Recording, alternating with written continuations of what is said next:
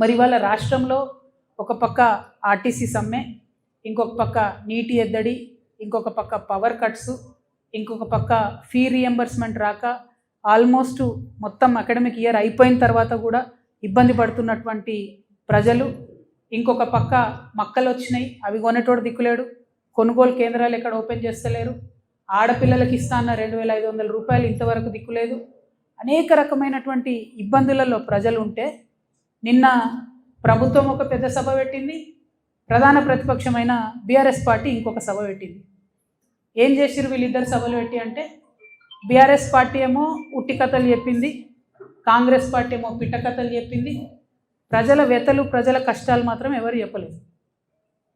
ఇక BRS party సభ అయితే జగిత్యాల్లో 75 సంవత్సరాల కురు వృద్ధుని రాజకీయ నాయకుడిని చేర్చుకొని, మరి ఈ సభతోని మీకే 25 సంవత్సరాలు తగ్గిపోయినాయి, మీరే నవయువకుడు, మీరే అద్భుతంగా రాజకీయం చేయాలని చెప్తే, మరి తెలంగాణలో ఉన్న యూత్ అంతా చచ్చిపోయినరా బతుకున్నారా, వాళ్ళ ఫ్యూచర్ ఏంది, వాళ్ళ కథ ఏంది, నాకైతే అర్థమవుతుంది.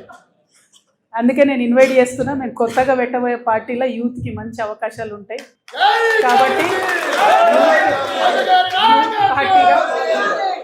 యంగ్ పార్టీగా ఉండేటటువంటి కొత్త చేంజ్ తీసుకొచ్చే పార్టీ వైపు ప్రజలు చూడాలని చెప్పి నేను రిక్వెస్ట్ చేస్తూ ఉన్నా. ఎట్ ద సేమ్ టైం మీరు బీఆర్ఎస్ పార్టీ పెట్టినటువంటి సభను అబ్జర్వ్ చేసినట్టయితే కేంద్ర ప్రభుత్వాన్ని పల్లెత్తు మాట అనలేదు.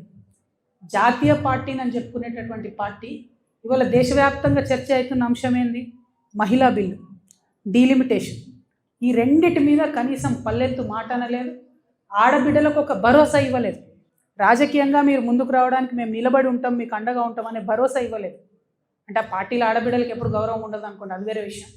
కానీ చూస్తే మందేమనుకుంటారు అనడానికన్నా కనీసం మరి మహిళా బిల్లు పోయింది, మేము జాతీయ పార్టీ, దాని మీద మాకు విధానం ఉంటుంది, దీని మీద మేము పోరాటం చేస్తామన్న మాట కూడా బీఆర్ఎస్ పార్టీ మాట్లాడకపోవడం అన్నది నిజంగా శోచనీయం.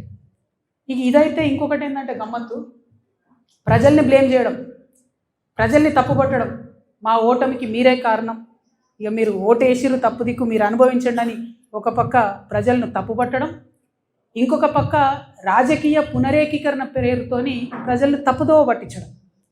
ఎవరండి ఈ జీవన్ రెడ్డి గారు?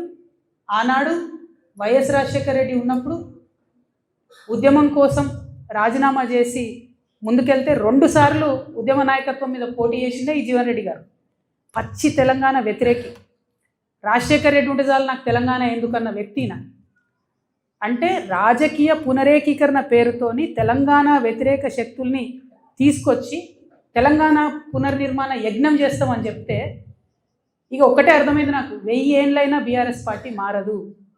తెలంగాణ ఉద్యమకారుల గురించి ఒక ఊసు లేదు, తెలంగాణ ఉద్యమకారుల గురించి ఒక మాట లేదు.